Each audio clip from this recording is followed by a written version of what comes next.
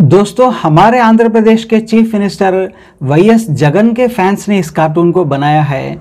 इस कार्टून में आप देख सकते हैं एक छोटा सा वाहन है जिसमें सबसे बड़ी विपक्षी पार्टी आंध्र प्रदेश की चंद्रबाबू नायडू साहब बैठे हुए हैं, उनके बेटे लोकेश साहब के साथ। उनके वाहन को जो है वो कई सारे कॉरपोरेट कंपनीज उठाए हुए हैं, यहाँ तक कि पवन कल्याण साहब भी है यहाँ पर रेड शर्ट में। और ये सारे लोग मिलकर जो है वो आम जनता पर पत्थरों की बारिश कर रहे हैं। लेकिन यहाँ पर चीफ मिनिस्टर वाईएस जगन साहब खुद आड़े आकर आम जनता को चंद्रबाबू नायडू साहब से बचा रहे हैं। अब इस पोस्ट को, इस मीम को जगन के फैंस ने बनाया है तो जाहिर सी बात है वो अपने ही फेवर में बनाएंगे। इसके रिप्लाई में एक और कार्टून बनाया गया है जिसमें आप देख सकते हैं यहाँ पर एपी की जनता सोई हुई है आराम से, लेकिन उन पर जो है वो चाकू और बम फेंके जा रहे हैं। लेकिन वाईएस जगन साहब जो बचा रहे हैं जनता को, वो रॉन्ग डायरेक्शन में बचा रहे हैं, यानी उनके बचाने का कोई फ़ायदा नहीं मिल रहा आंध्र प्रदेश की जनता को। ये तो है जगन साहब के हेटर्स का कार्टून।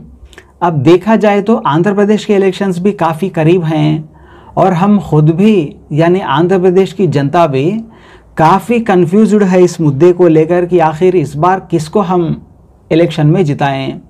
क्योंकि पिछले 5 साल की वाईएस जगन साहब की सरकार को अगर देखा जाए तो वो कई चीज़ों में सफल भी हुए हैं और कई चीज़ों में विफल भी हुए हैं।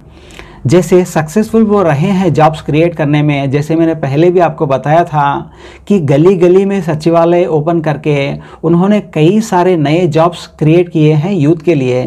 बाकी अगर इन्फ्लेशन को रोकने में वो पूरी तरह से विफल रहे हैं। बहुत ज़बरदस्त तरीके से आंध्र प्रदेश में भी महंगाई जो है वो बढ़ चुकी है।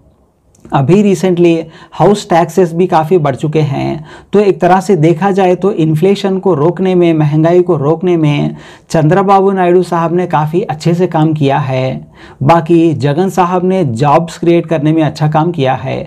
तो दोनों के ही अपने अपने प्लस पॉइंट्स हैं। इसलिए हम लोग आंध्र प्रदेश के काफ़ी कन्फ्यूज्ड हैं कि आखिर इस बार किसको एज ए सीएम चुना जाए और किस पार्टी को जिताया जाए।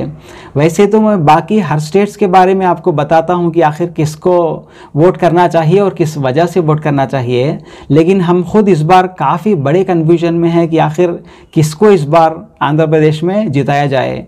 दोस्तों, आप अपना ओपिनियन हमें कमेंट बॉक्स में लिखकर बताएं कि आखिर किसको इस बार हमें आंध्र प्रदेश में जिताना चाहिए आंध्र प्रदेश के हित में।